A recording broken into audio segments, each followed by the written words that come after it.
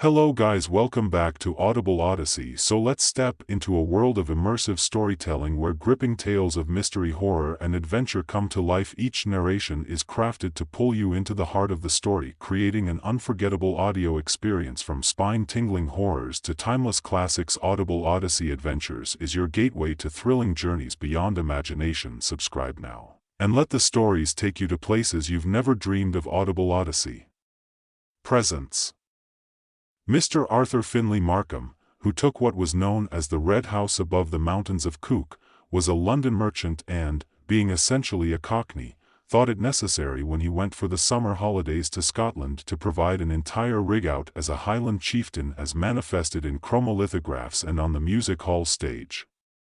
He had once seen in the Empire the great prince, the Bounder King, bring down the house by appearing as the Morgan of that ilk and singing the celebrated Scotch song, "There's nae like haggis to Mammon Dry," and he had ever since preserved in his mind a faithful image of the picturesque and warlike appearance which he presented. Indeed, if the true unwariness of Mr. Markam's mind on the subject of his selection of Aberdeenshire as a summer resort were known, it would be found that in the foreground of the holiday locality which his fancy painted stalked the many-hued figure of the Morgan of that ilk. However, be this as it may, a very kind fortune, certainly so far as external beauty was concerned, led him to the choice of Crooken Bay. It is a lovely spot between Aberdeen and Peterhead, just under the rock-bound headland where the long, dangerous reefs known as the Spurs run out into the North Sea. Between this and the Mains of Cook, a village sheltered by the northern cliffs, lies the deep bay, backed with a multitude of bent-grown dunes where the rabbits are to be found in thousands. Thus, at either end of the bay is a rocky promontory, and when the dawn or the sunset falls on the rocks of red syenite, the effect is very lovely. The bay itself is floored with level sand, and the tide runs far out, leaving a smooth waste of hard sand on which are dotted here and there the stake nets and bag nets of the salmon fish. At one end of the bay, there is a little group or cluster of rocks whose heads are raised somewhat above high water except when, in rough weather, the waves come over them green. At low tide, they are exposed down to sand level, and here is perhaps the only little bit of dangerous sand on this part of the eastern coast. Between the rocks, which are apart about some 50 feet, is a small quicksand which, like the good winds, is dangerous only with the incoming tide. It extends outwards till it is lost in the sea and inwards till it fades away in the hard sand of the upper beach. On the slope of the hill which rises beyond the dunes, midway between the Spurs and the port of Cook, is the Red House. It rises from the midst of a clump of fir trees which protect it on three sides, leaving the whole seafront open. A trim old-fashioned garden stretches down to the roadway, on crossing which a grassy path, which can be used for light vehicles, threads away to the shore, winding amongst the sand hills.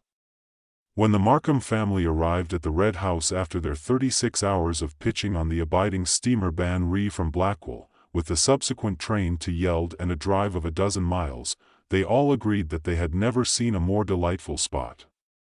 The general satisfaction was more marked as, at that very time, none of the family were, for several reasons, inclined to find favorable anything or any place over the Scottish border, though the family was a large one. The prosperity of business allowed them all sorts of personal luxuries, among which was a wide latitude in the way of dress. The frequency of the Markam girls' new frocks was a source of envy to their bosom friends and of joy to themselves. Arthur Fernlee Markam had not taken his family into his confidence regarding his new costume.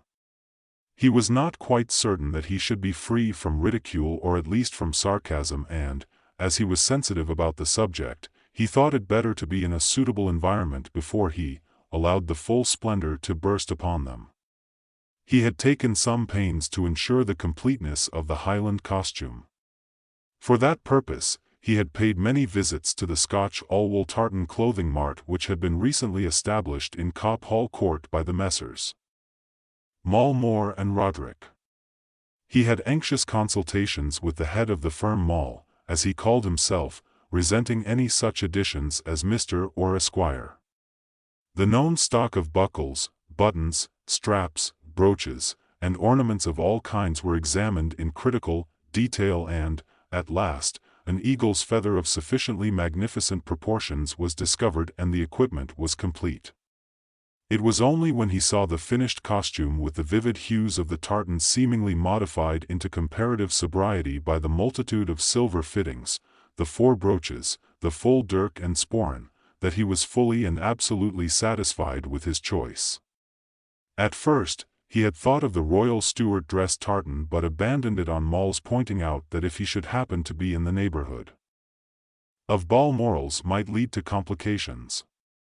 The Moll, who, by the way, spoke with a remarkable Cockney accent, suggested other plaids in turn, but now that the question of accuracy had been raised, Mr. Markam foresaw difficulties if he should, by chance, find himself in the locality of the clan whose colors he had usurped. The Moll at last undertook to have, at Markam's expense, a special pattern woven which would not be exactly the same as any existing tartan, though partaking of the characteristics of many. It was based on the royal Stuart, but contained suggestions as to simplicity of pattern from the Glister and Ogle clans and as to neutrality of color from the clans of Buchanan, Macbeth, Chief of Macintosh, and MacLeod. When the specimen had been shown to Markam, he had feared somewhat lest it should strike the eye of his domestic circle as gaudy, but as Rodeo Mud fell into perfect ecstasies over its beauty, he did not make any objection to the completion of the piece. He thought, and wisely, that if a genuine Scotchman like Mudd liked it, it must be right, especially as the junior partner was a man very much of his own build and appearance. When the Moll was receiving his check, which, by the way, was a pretty stiff one, he remarked, "I've taken the liberty of having some more of the stuff woven in case you or any of your friends should want it." Markam was gratified and told him that he should be only too happy if the beautiful stuff which they had originated between them should become a favorite, as he had no doubt it would in time. He might make and sell as much as he would. Markam tried the dress on in his office one evening, after the clerks had all gone home. He was pleased, though a little frightened, at the result. The mail had done its work thoroughly, and there was nothing omitted that could add to the martial dignity of the wearer. "I shall not, of course, take the claymore and the pistols with me on ordinary occasions," said Markam to himself. As he began to undress, he determined that he would wear the dress for the first time on landing in Scotland and, accordingly, on the morning when the bar was hanging off the Girdle Ness lighthouse waiting for the tide to enter the port of Aboyne, he emerged from his cabin in all the gay splendor of his new costume. The first comment he heard was from one of his own sons, who did not recognize him at first. "Here's a guy. Great Scott, it's the governor." And the boy fled forthwith and tried to bury his laughter under a cushion in the saloon. Markam was a good sailor and had not suffered from the pitching of the boat, so that his naturally rubicund face was even more rosy by the conscious blush which suffused his cheeks when he had found himself at once the cynosure of all eyes. Eyes he could have wished that he had not been so bold, for he knew from the cold that there was a big bare spot under one side of his jauntily worn plenary cap. However, he faced the group of strangers boldly. He was not outwardly upset even when some of the comments reached his ears. "He's off his blooming chump," said a Cockney in a suit of exaggerated plaid. "There's flies on him," said a tall, thin Yankee, pale with sea-sickness, who was on his way to take up his residence. For a time, as close as he could get to the gates of Balmoral, Happy thought, "Let us fill our mulls." "Now's the chance," said a young Oxford man on his way home to Vaines. But presently, Mr. Markam heard the voice of his eldest daughter, "Where is he? Where is he?" and she came tearing along the deck with her hat blowing behind her. Her face showed signs of agitation, for her mother had just been telling her of her father's condition. But when she saw him, she instantly burst into laughter so violent that it ended in a fit of hysterics. Something of the same kind happened to each of the other children. When they had all had their turn, Mr. Markam went to his cabin and sent his wife's maid to tell each member of the family that he wanted to see them at once. They all made their appearance, suppressing their feelings as well as they could. He said to them very quietly, "My dears, don't I provide you all with ample allowances?" "Yes, father," they all answered gravely. "No one could be more generous." "Don't I let you dress as you please?" "Yes, father," this a little sheepishly. "Then, my dears, don't you think it would be nicer and kinder of you not to try and make me feel uncomfortable, even if I do assume a dress which is ridiculous in your eyes, though quite common enough in the country where we are about to sojourn?" There was no answer except that which appeared in their hanging heads. He was a good father, and they all knew it. He was quite satisfied and went on. "There now, run away and enjoy yourselves. We shan't have another word about it." Then he went on deck again and stood bravely the fire of ridicule which he recognized around him, though nothing more was said within his hearing. The astonishment and the amusement which his get-up occasioned on the Banri was, however, nothing to that which it created beyond.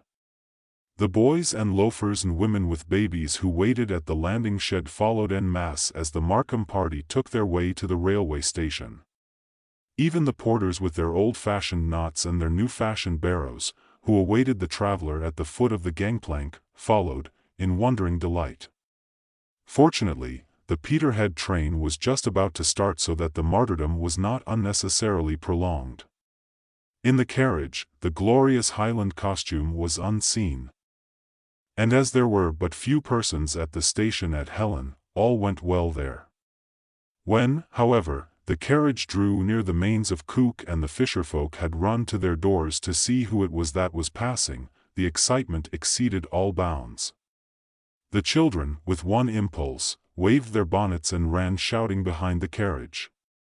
The men forsook their nets and their baiting and followed. The women clutched their babies and followed also. The horses were tired after their long journey to Helen and back, and the hill was steep, so that there was ample time for the crowd to gather and even to pass on ahead. Mrs. Markam and the elder girls would have liked to make some protest or to do something to relieve their feelings of chagrin at the ridicule which they saw on all faces. But there was a look of fixed determination on the face of the seeming Highlander which daunted them little, and they were silent. It might have been that the eagle feather, even when arising above the bald head, the K for brooch, even on the fat shoulder, and the claymore dirk and pistols, even when belted round the extensive paunch and protruding from the stocking on the sturdy calf, fulfilled their existence as symbols of martial and terrifying import. When the party arrived at the gate of the Red House, there awaited them a crowd of crooked inhabitants, hapless and respectfully silent. The remainder of the population was painfully toiling up the hill. The silence was broken by only one sound, that of a man with a deep voice, "Man, but he's forgotten the pipes." The servants had arrived some days before, and all things were in readiness. In the glow consequent on a good lunch after a hard journey, all the disagreeables of travel and all the chagrin consequent on the adoption of the obnoxious costume were forgotten. That afternoon, Markam, still clad in full array, walked through the mains of Cook. He was all alone, for, strange to say, his wife and both daughters had sick headaches and were, as he was told, lying down to rest after the fatigue of the journey.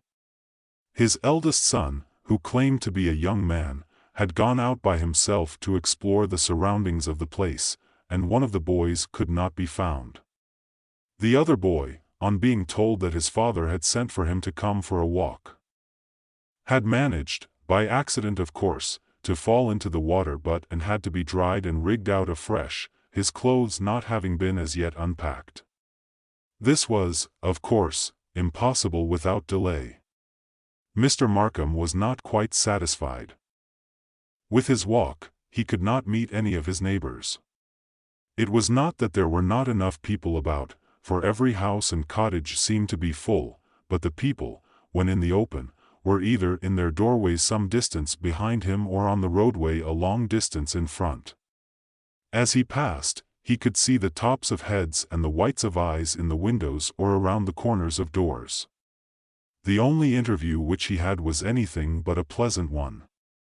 This was with an odd sort of old man who had hardly ever been heard to speak except to join in the amens in the meeting-house. His sole occupation seemed to be to wait at the window of the post office from 8 o'clock in the morning till the arrival of the mail at 1. When he carried the letter bag to a neighboring baronial castle. The remainder of his day was spent on a seat in a draughty part of the port where the offal of the fish, the refuse of the bait, and the house rubbish were thrown, and where the ducks were accustomed to holding high revel. When Daft Tammy beheld him coming, he raised his eyes, which were generally fixed on the nothingness that lay on the roadway opposite his seat, and seeming dazzled as if by a burst of sunshine, rubbed them and shaded them with his hand. Then he started up and raised his hand aloft in a denunciatory manner as he spoke, "Vanity of vanities, saith the preacher, all is vanity. Mon, be warned in time. Behold the lilies of the field. They toil not, neither do they spin, yet Solomon in all his glory was not arrayed like one of these. Woe, woe! Thy vanity is as the quicksand which swallows up all which comes within its spell. Beware. Vanity, beware the quicksand which waits for thee and which will swallow thee up. See thyself, learn thine own vanity, meet thyself face to face, and then, in that moment, thou shalt learn the fatal force of thy vanity. Learn it, know it, and repent the quicksand that swallows thee." Then, without another word, he went back to his seat and sat there, immovable and expressionless as before. Markam could not but feel a little upset by this, save only that it was spoken by a madman. He would have put it down to some eccentric exhibition of Scottish humor or impudence, but the gravity of the message, for it seemed nothing else, made such a reading impossible. He was, however, determined not to give in to ridicule. And, although he had not yet seen anything in Scotland to remind him even of a kilt, he was determined to wear his Highland dress. When he returned home in less than half an hour, he found that every member of the family was, despite the headaches, out taking a walk. He took the opportunity afforded by their absence to lock himself in his dressing room, take off the Highland dress, put on a suit of flannels, light a cigar, and have a snooze. He was awakened by the noise of the family coming in and, at once donning his dress, made his appearance in the drawing-room for tea. He did not go out again that afternoon, but after dinner, he put on his dress again. He had, of course, dressed for dinner as usual and went by himself for a walk on the seashore. He had by this time come to the conclusion that he would get gradually accustomed to Highland dress before making it his ordinary wear. The moon was up, and he easily followed the path through the sand hills and, shortly after, struck the shore. The tide was out, and the beach was firm as a rock, so he strolled southwards to nearly the end of the bay. Here, he was attracted by two isolated rocks a little way out from the edge of the dunes, so he strolled towards them.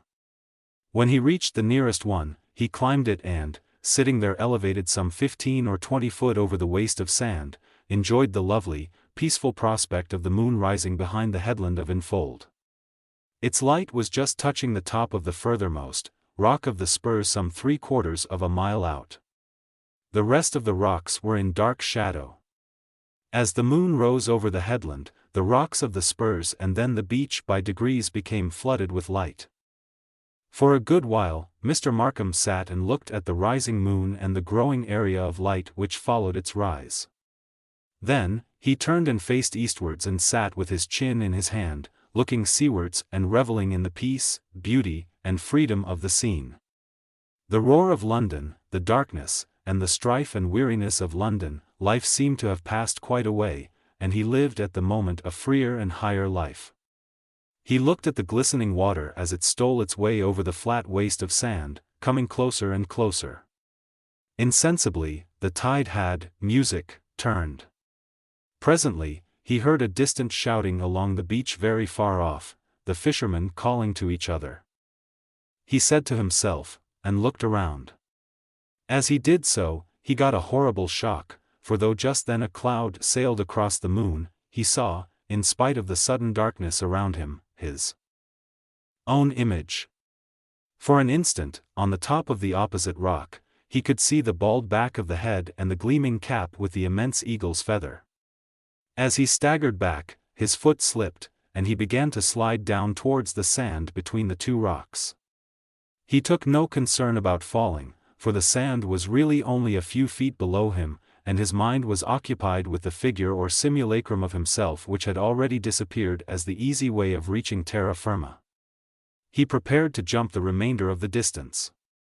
All this took but a second, but the brain works quickly, and even as he gathered himself for the spring, he saw the sand below him lying on the marble level shake and shiver in an odd way. A sudden fear overcame him, his knees failed, and instead of jumping, he slid miserably down the rock, scratching his bare legs as he went. His feet touched the sand, went through it like water, and he was down below his knees before he realized that he was in a quicksand. Wildly, he grasped at the rock to keep himself from sinking further, and fortunately, there was a jutting spur or edge which he was able to grasp instinctively. To this, he clung in grim desperation. He tried to shout, but his breath would not come until after a great effort. His voice rang out. Again, he shouted, and it seemed as if the sound of his own voice gave him new courage, for he was able to hold on to the rock for a longer time than he thought possible.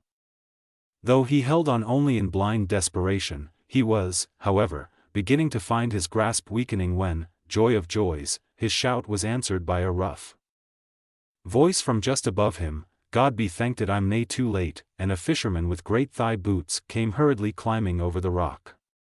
In an instant he recognized the gravity of the danger and, with a cheering hard fast, "I'm coming," scrambled down till he found a firm foothold. Then, with one strong hand holding the rock above, he leaned down and catching Markam's wrist he called out to him, "Hold to me, man, hold to me, weather it." Then he lent his great strength and, with a steady sturdy pull, dragged him out of the hungry quicksand and placed him safe upon the rock. Hardly giving him time to draw breath, he pulled and pushed him, never letting him go for an instant, over the rock into the firm sand beyond it and finally deposited him, still shaking from the magnitude of his danger, high upon the beach. Then he began to speak, "Man, but I was just in time. If I had no looked at yon foolish lads and begun to run at the first, you'd have been sinking down to the bowels of the earth. Be the new wily beer thought you was a ghost, and Tom Micah swore you was only like a goblin on a public stile.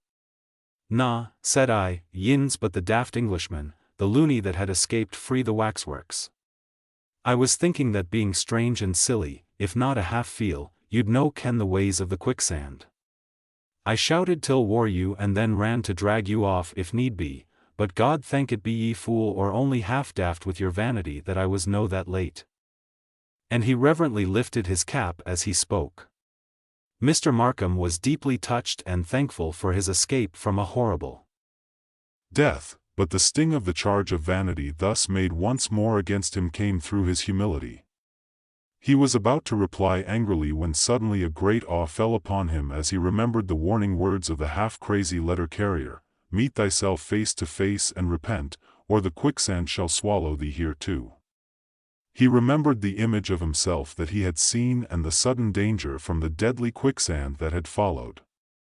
He was silent for a full minute and then said, "My good fellow, I owe you my life." The answer came with reverence from the hardy fisherman. "Nah, you owe that to God, but as for me, I'm only too glad to be the humble instrument of His mercy." "But you will let me thank you," said Mr. Markam, taking both the great hands of his deliverer in his and holding them tight. "My heart is too full as yet, and my nerves are too much shaken to let me say much, but believe me, I am very, very grateful." It was quite evident that the poor old fellow was deeply touched, for the tears were running down his cheeks. The fisherman said with a rough but true courtesy, Sir, thank me if it'll do your poor heart good, and I'm thinking that if it were me, I'd be thankful too. But sir, as for me, I need no thanks. I am glad, so I am."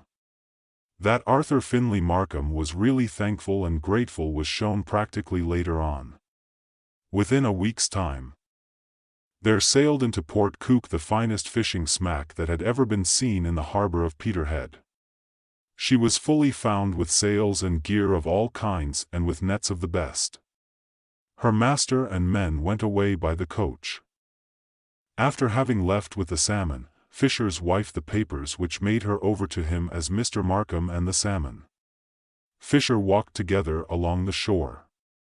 The former asked his companion not to mention the fact that he had been in such imminent danger, for it would only distress his dear wife and children. He said that he would warn them all of the quicksand and, for that purpose, he then and there asked questions about it till he felt that his information on the subject was complete. Before they parted, he asked his companion if he had happened to see a second figure dressed like himself on the other rock as he had approached to succor him. "Na," came the answer.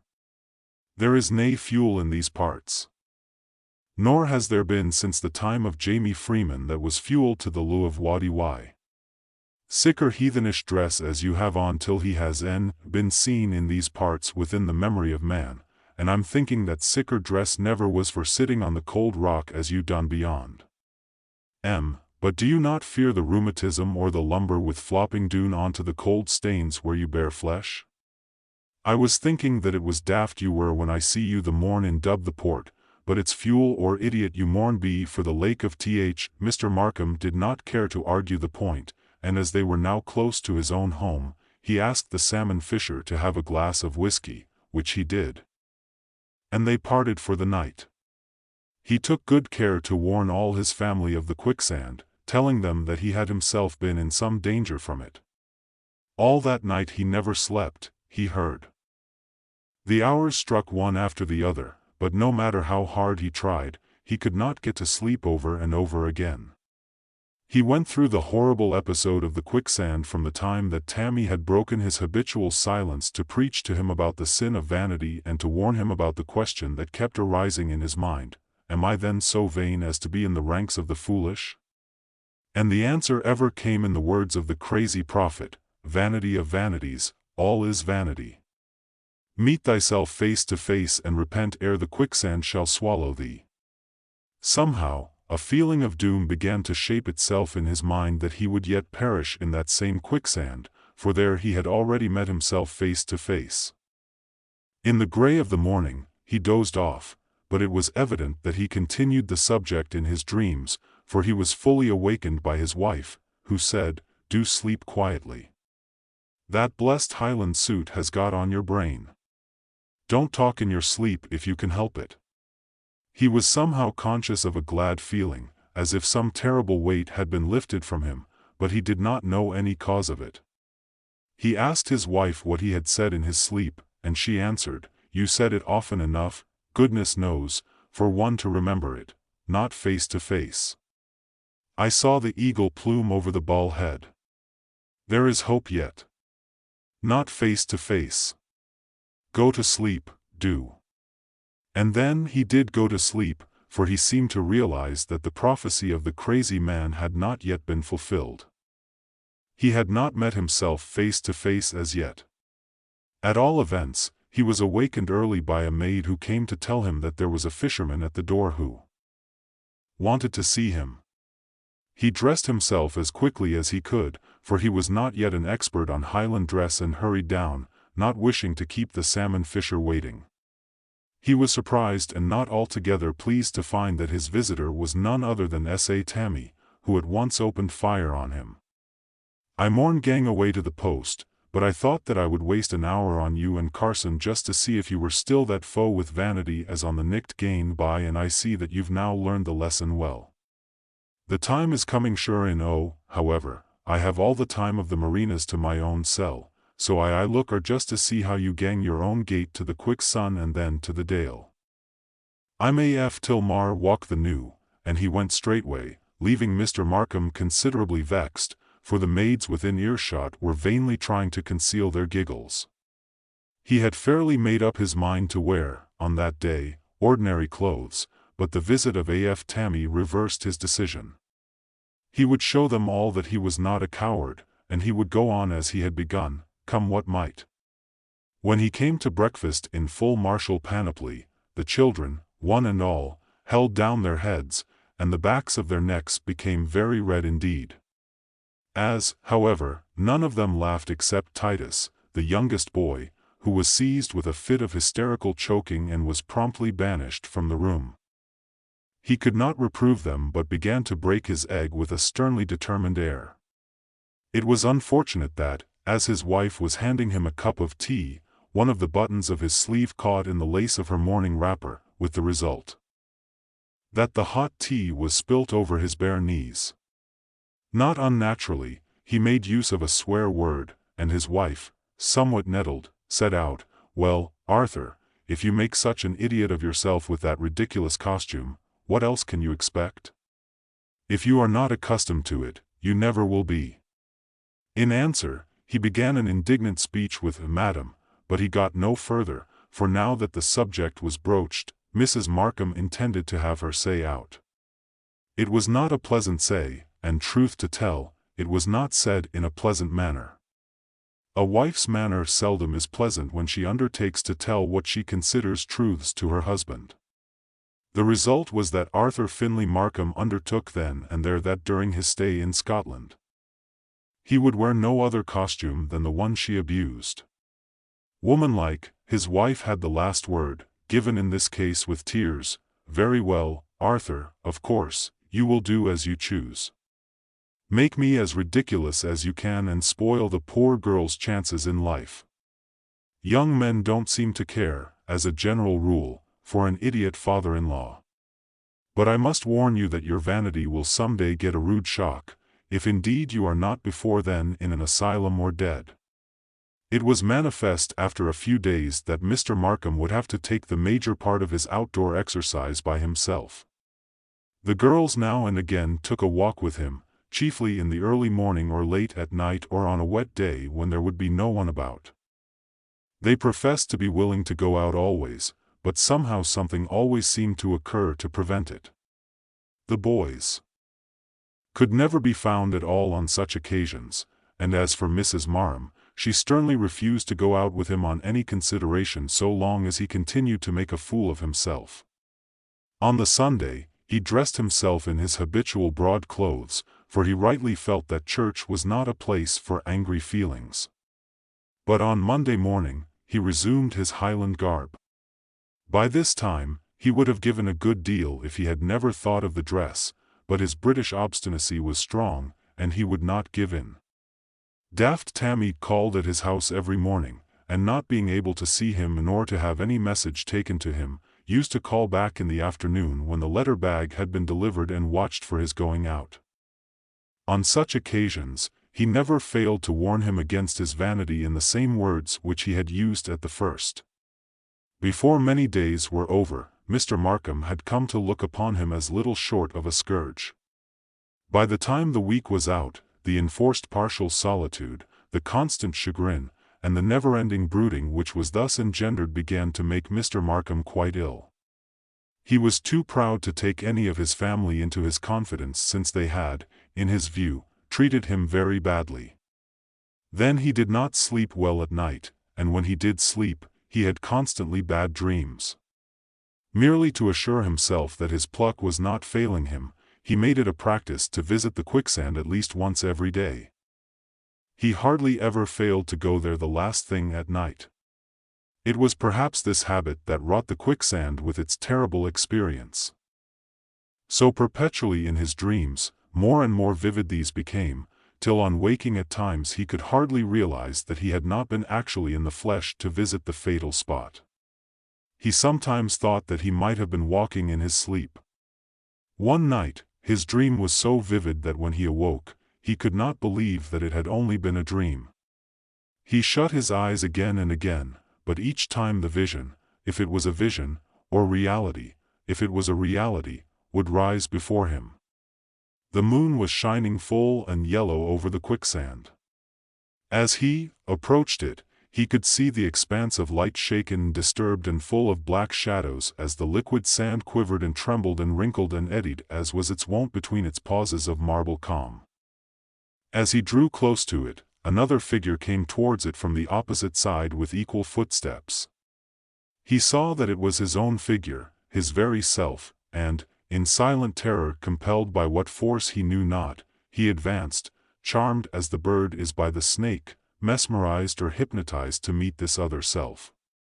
As he felt the yielding sand closing over him, he awoke in the agony of death, trembling with fear and, strange to say, with the silly man's prophecy seeming to sound in his ears, "Vanity of vanities, all is vanity, see thyself and repent lest the quicksand swallow thee." So convinced was he that this was no dream that he arose early as it was and, dressing himself without disturbing his wife, took his way to the shore. His heart fell when he came across a series of footsteps on the sands which he at once recognized as his own. There was the same wide heels, the same square toes. He had no doubt now that he had actually been there and, half horrified and half in a state of dreamy stupor, he followed the footsteps and found them lost on the edge of the yielding quicksand. This gave him a terrible shock, for there were no return steps marked on the sand, and he felt that there was some dread mystery which he could not penetrate, and the penetration of which he would fear might undo him.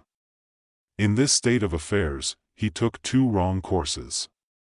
Firstly, he kept his trouble to himself, and, as none of his family had any clue about it, every innocent word or expression which they used supplied fuel to the consuming fire of his imagination.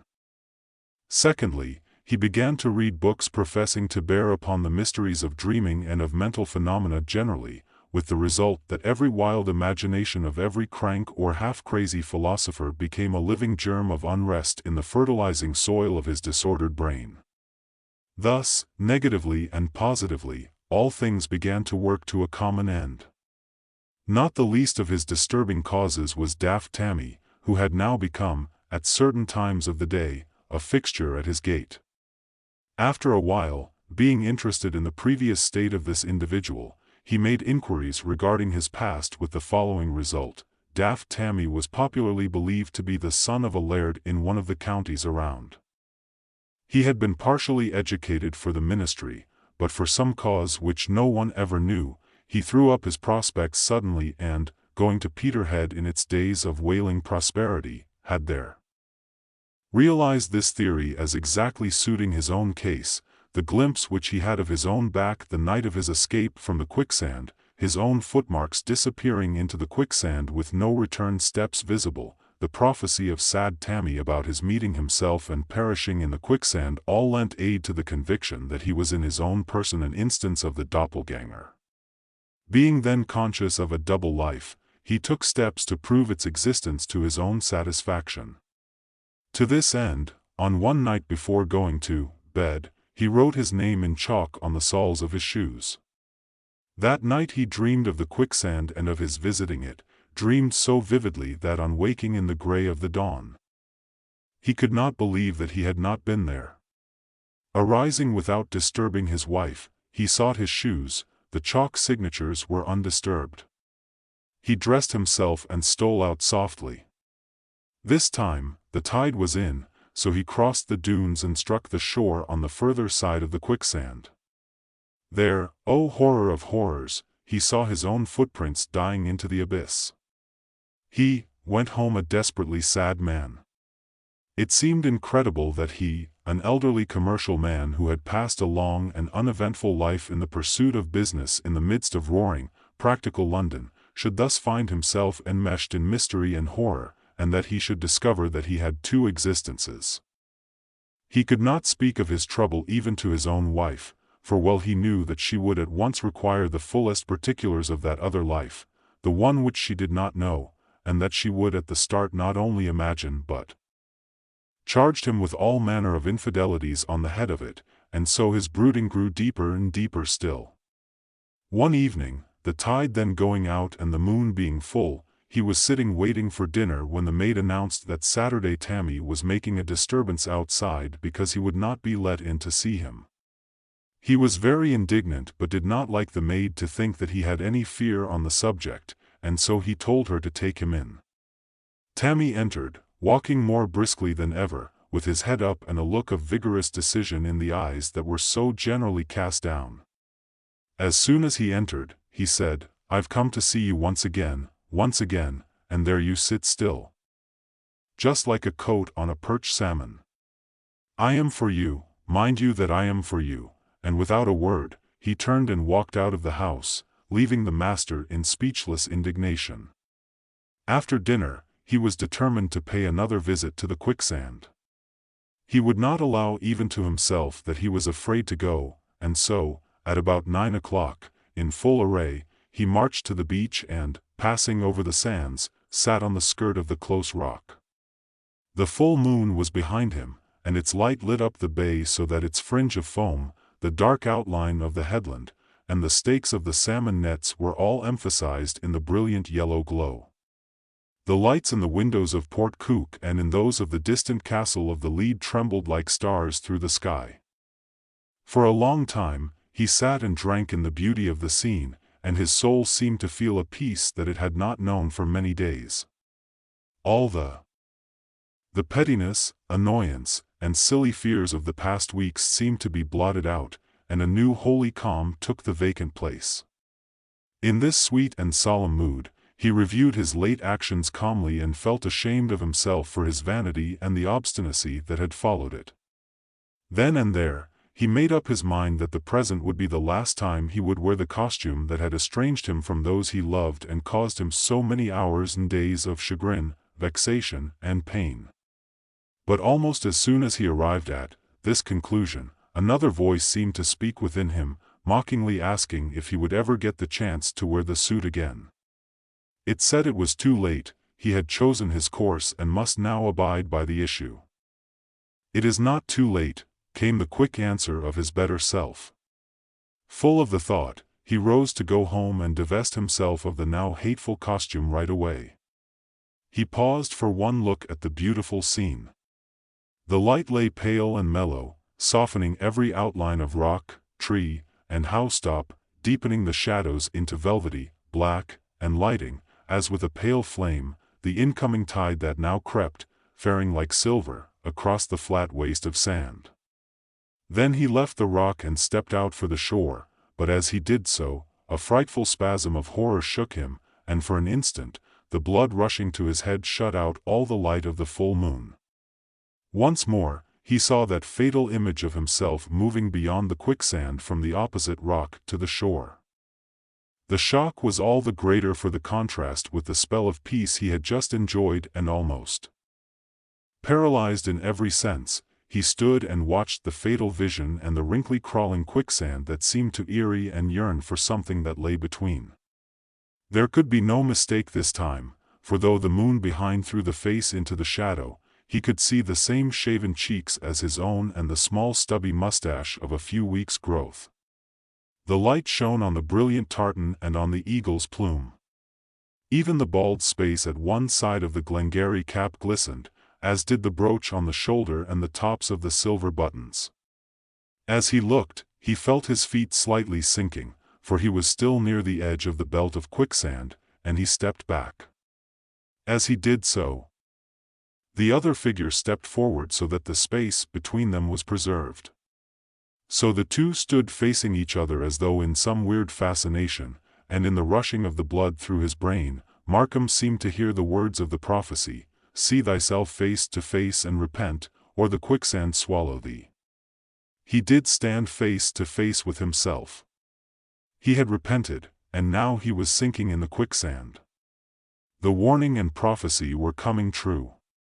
Above him, the seagull screamed, circling round the fringe of the incoming tide, and the sound, being entirely mortal, recalled him to himself on the instant.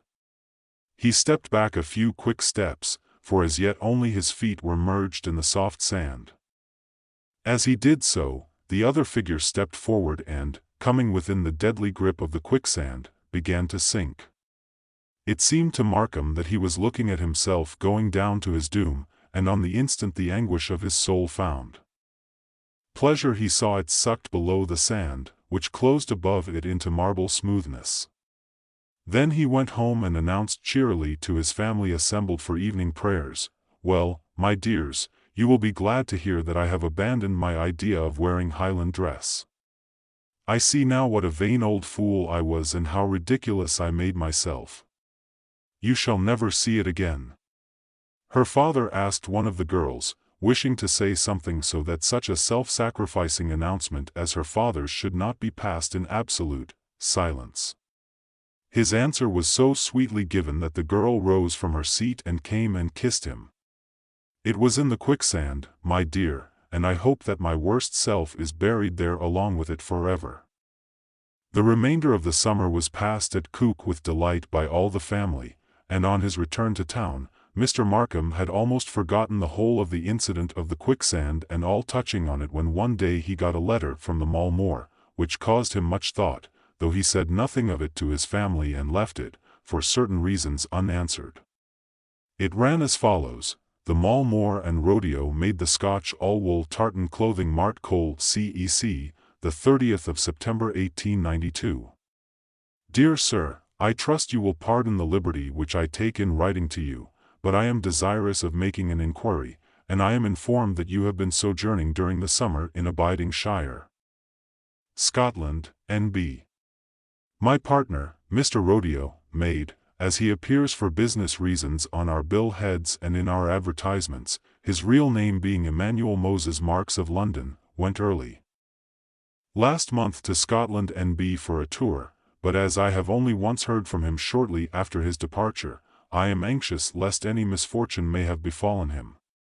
As I have been unable to obtain any news of him on making all inquiries in my power, I venture to appeal to you." His letter was written in deep dejection of spirit and mentioned that he feared a judgment had come upon him for wishing to appear as a Scotchman on Scottish soil, as he had one moonlit night shortly after his arrival seen his wraith. He evidently alluded to the fact that before his departure he had procured for himself a Highland costume similar to that which we had the honor to supply to you, with which, as perhaps you will remember, he was much struck. He may, however, never have worn it, as he was, to my own knowledge, diffident about putting it on, and even went so far as to tell me that he would at first only venture to wear it late at night or very early in the morning, and then only in remote places until such time as he should get accustomed to it. Unfortunately, he did not advise me of his route, so that I am in complete ignorance of his whereabouts, and I venture to ask if you may have seen or heard of a Highland costume similar to your own having been seen anywhere in the neighborhood in which I am told you have recently purchased the estate which you temporarily occupied. I shall not expect an answer to this letter unless you can give me some information regarding my friend and partner. So pray do not trouble to reply unless there is, because I am encouraged to think that he may have been in your neighborhood as. Though his letter is not dated, the envelope is marked with the postmark of Felon, which I found is in Aberdeenshire and not far from the mountains of Cook. I have the honor to be, dear sir, yours very respectfully, Joshua Steno and Benjamin Mall Moor. So guys, the video has ended now. If you like our stories and want to see more videos like this, please subscribe to Audible Odyssey channel and do all these things, like, comment, share, and subscribe. Enjoy horror and adventure stories like this. So just subscribe to Audible Odyssey. Bye bye.